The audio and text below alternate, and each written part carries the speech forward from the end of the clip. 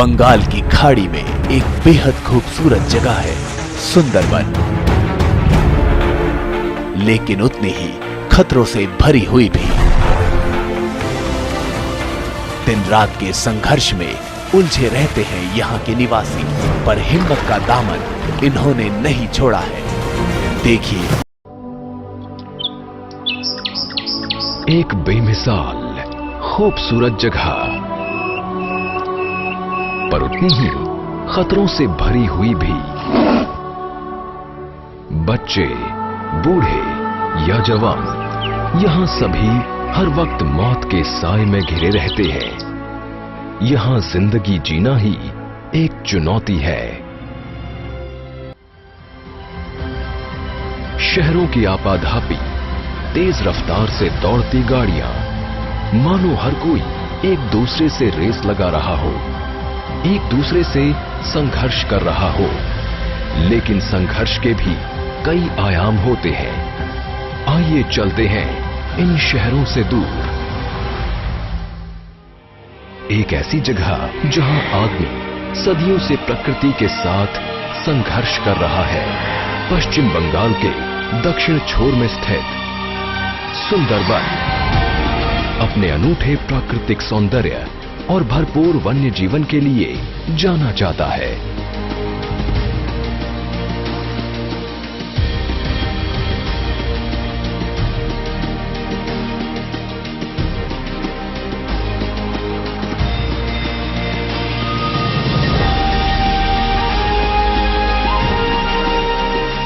दस 10,000 वर्ग किलोमीटर में फैला ये दुनिया का सबसे बड़ा मैंग्रोव का जंगल है।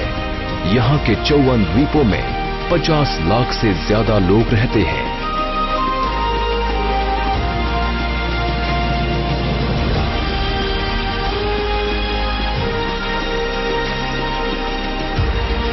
सुंदरबन की लगभग सारी आबादी ही खेती किसानी में जुटी हुई है।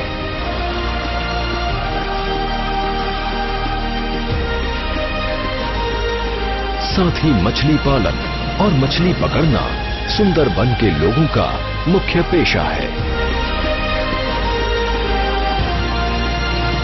और यही पेशा उन्हें ले जाता है खतरों की गोद में।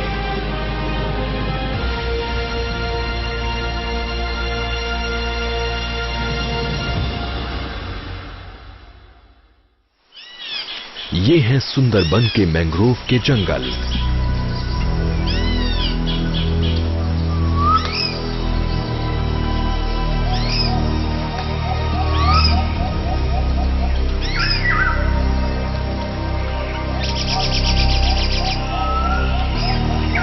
यहाँ नदी का हर मोड़ रहस्य और रोमांच की अनुभूति कराता है।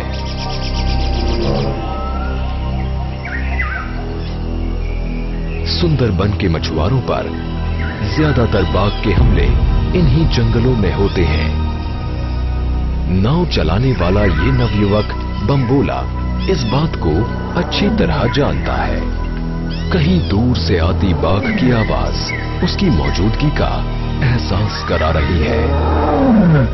अब यहां से जल्दी निकलना ही ठीक है।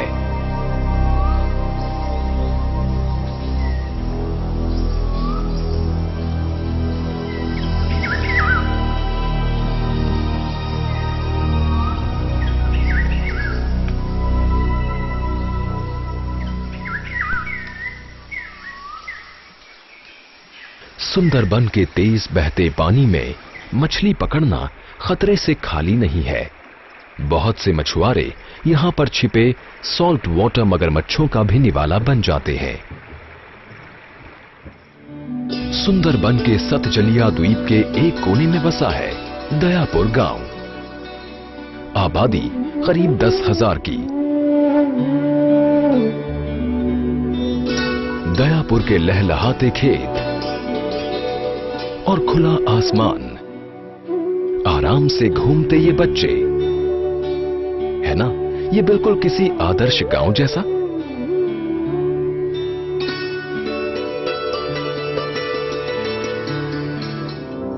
पर अफसोस ऐसा है नहीं।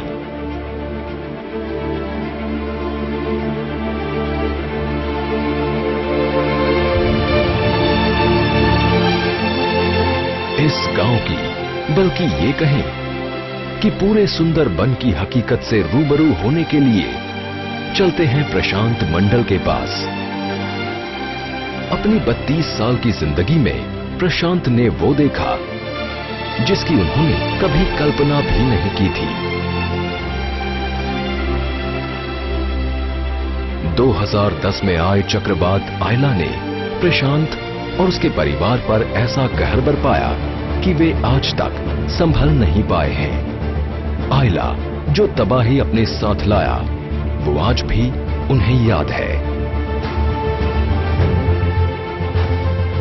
चक्रवात आयला ने ऐसा कहर बरपाया कि अगले 2 साल तक पूरे सुंदरबन में कोई खेती नहीं हो पाई।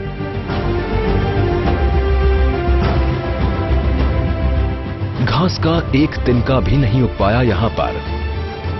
100 साल में पहली बार सुंदरबन के लोगों ने जाना कि लाचारी किसे कहते हैं और मजबूरी महज एक शब्द ही नहीं है।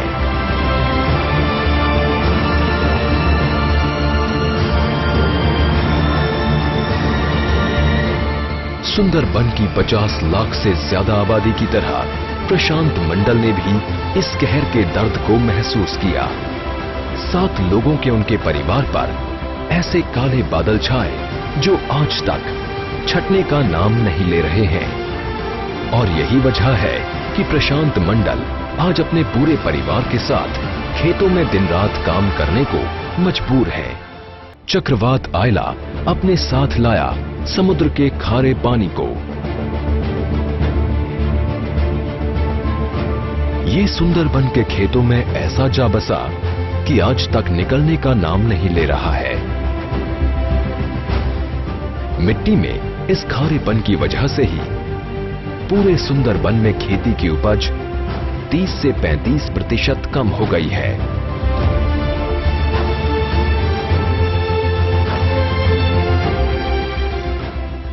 आयला होने को आगे जो चावल होता है उसमें ज्यादा होता है और उसका बाद कम होता है। कितना कम? वो 20 केजी 2 बोरी का कम आने जाने का हो गया। वो पहले पैदा होता था 77 केजी 1 बीघा में, अभी होता है 55। तो ये लोग तो हम लोग का समझ में नहीं आता है कैसे करके होता है क्या ना होता है। हम लोग का दवाई देता है, जो दवाई आगे लगाता है वही दवाई देता है, लेकिन होता नहीं है। प्रकृति की इस मार को प्रशांत का पूरा परिवार आज भी झेल रहा है। यही हाल सुंदरबन के दूसरे सभी खेतों का भी है। दिलकश नजारों के बीच लाचारी और बेइंतहा मजबूरी का ऐसा मेल शायद ही कहीं और देखने को मिले। पर हैरानी की बात तो यह है कि इनके चेहरों पर वो दुख नहीं दिखता जो अक्सर शहर में लोगों से छिपाए नहीं छिपता।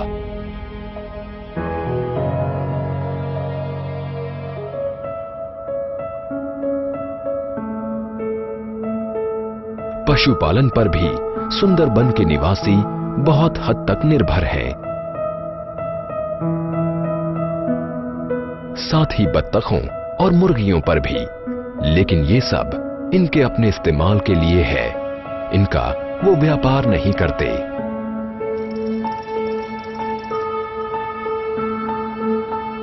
राजेश शाह ऐसे शख्स हैं जो सुंदरबन से नजदीक से जुड़े हैं। यहाँ के लोगों की मानसिकता को वो बखूबी जानते हैं, जैसा कि वो बताते हैं।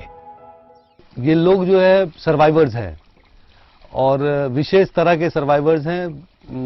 कई जगह में ऐसा होता है कि टेरेन डिफिकल्ट है, क्रॉप्स कई जगह में होता है कि क्रॉप्स उगाना डिफिकल्ट है, पर यहाँ पे जीना ही डिफिकल्ट है।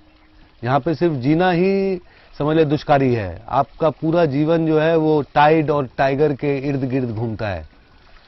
तो कब नदी में ज्वार आ रहा है और कब भाट आ रहा है, उस पर आप डिसाइड करेंगे कि आपको कब काम पे जाना है, कैसे आप जाओगे, साइकिल लेके जाओगे नहीं जाओगे, पैदल जाओगे तो पानी नीचे होगा तो बोट पे नहीं चढ़ पाओगे। ये सारा चीज है, तो डिफिकल्ट है बहुत। लाइफ जो है वो बहुत डिफिकल्ट है, पर ये सर्वाइवर्स है और बहुत जुझारू है ये तो, और ये बहुत कर्मठ है। सुंदरबन के लोगों का बाघों से पुराना रिश्ता है। भारत की दूसरी और जगहों के विपरीत यहाँ के बाघ अपनी बेहद आक्रामक प्रवृत्ति के लिए जाने जाते हैं।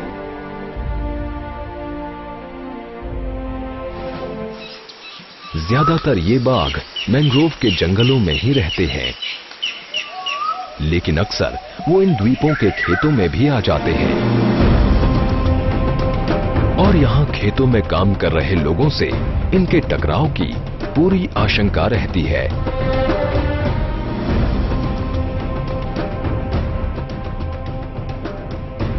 वो तो बहुत खतरा में रहता है। वो जब आएगा ना तब वो क्या है, वो हमारा तो घर जगह छोटा है, उसका घुस कर को आदमी लेके चला जाता है। कहीं कहीं वो बकरा ले जाता है, उसका गाय ले जाता है। ऐसा बहुत भयानक से हम लोग को बचा है।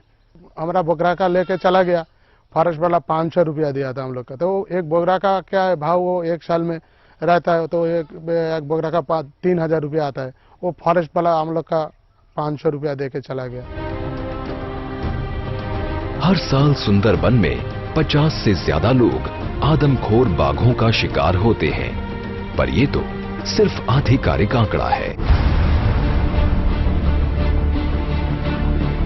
बहुत से लोग वन अधिकारियों की आंख बचाकर भी मैंग्रोव के जंगलों में घुसते हैं, जैसे कि ये नौजवान जो यहां केंकड़े पकड़ने आया है, अपनी जान हथेली पर रखकर।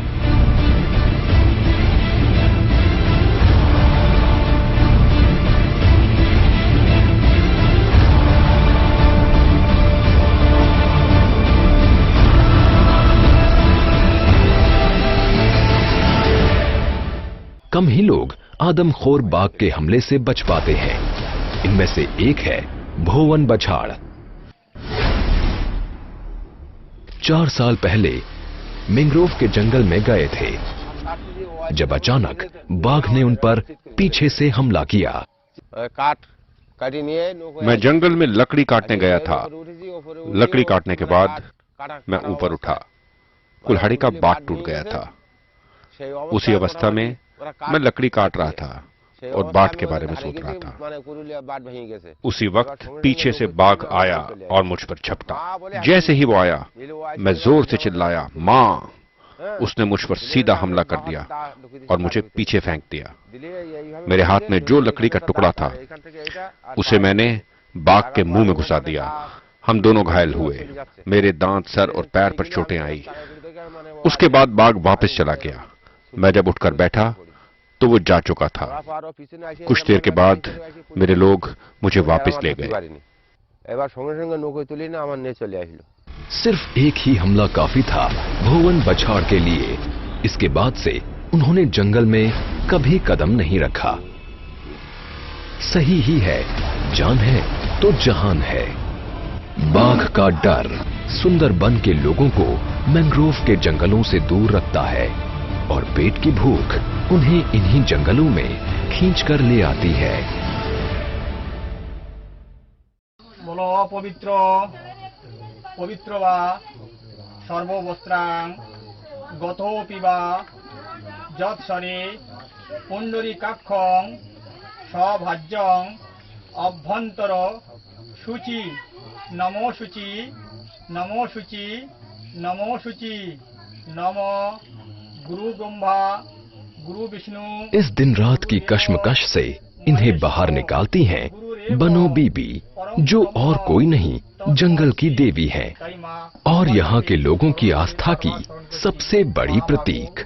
बनो बीबी उन्हें बाघ से बचाएगी, इस बात का इन्हें पूरा भरोसा है, उतना ही जितना कि किसी बच्चे को अपनी माँ में होता है।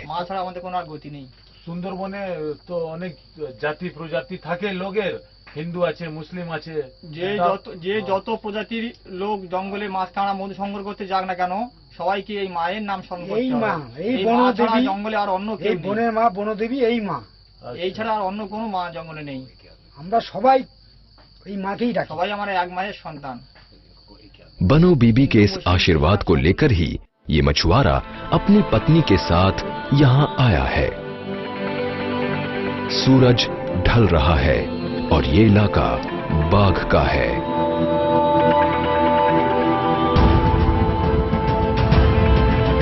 इस लंबे जाल को इन्होंने मिट्टी में दबा दिया है, इस उम्मीद के साथ कि ज्वार के वक्त पानी इसे ऊपर उठाएगा।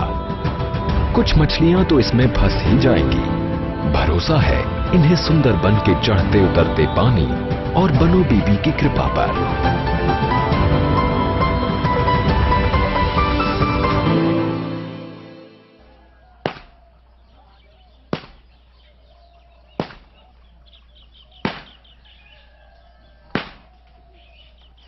– 2010 के चक्रवात आइला ने सुंदरबन के हर नागरिक को बुरी तरह प्रभावित किया।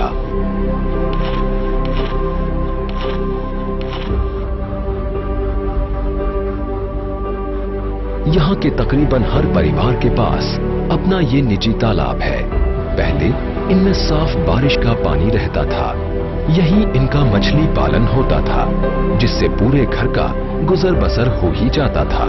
लेकिन चक्रवात के बाद इन तालाबों में नमक ऐसा घुसा कि खारापन जाने का नाम नहीं ले रहा है।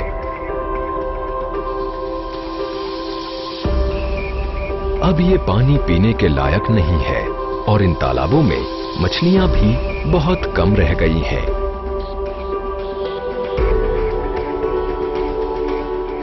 वो जो तालाब आता है वो छोटी छोटी मछली आता है, उसका भाव 1 केजी का 400 रुपया। तो क्या है उसका वो 1000 रुपया आएगा, 1 केजी में 1000 मछली आएगा। तो इसमें 15 केजी हम लोग पालन करता है, उसका खाना पीना देना पड़ेगा। तो 15 केजी का 1 केजी का खर्चा टोटल वो बड़ा 1 केजी का अंदर जब आएगा ना, तब उसका खर्चा एक मछली का 10 रुपया करके आता है। तो बड़ो जो 1 केजी हो जाएगा उसका 150 रुपया आता है। तो हम लोग खाने के लिए हम बनाता है, बेचने के लिए नहीं। पुरानी खुशहाल सुंदरबन की हकीकत धुआं बनकर गायब हो चुकी है। वो हम लोग का इधर वो आयला का जो डर आता है, आयला का डर, वो पानी में जाएगा तो कुमीर का डर आता है, वो जंगल में जाएगा तो टाइगर का डर आता है।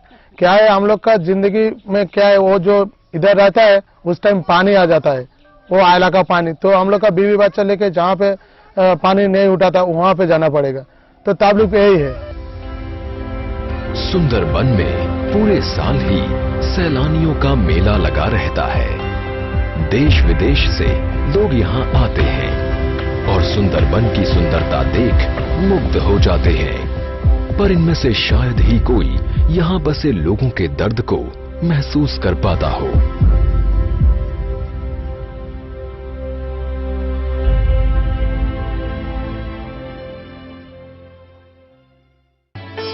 प्रशांत मंडल बताते हैं कि कैसे आयला ने उन्हें और उनके परिवार को मौत के मुंह तक धकेल दिया था। 10 घंटे से ज्यादा ये लोग पेड़ों पर चढ़े रहे।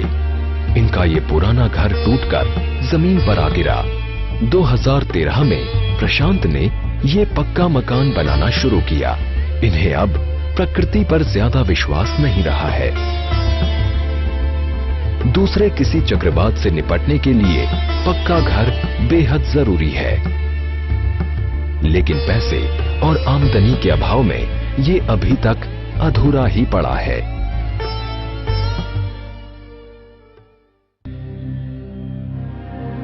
शाम होने को है और दूसरे दिनों की तरह आज भी प्रशांत का पूरा परिवार खाने पर इकट्ठा हुआ है।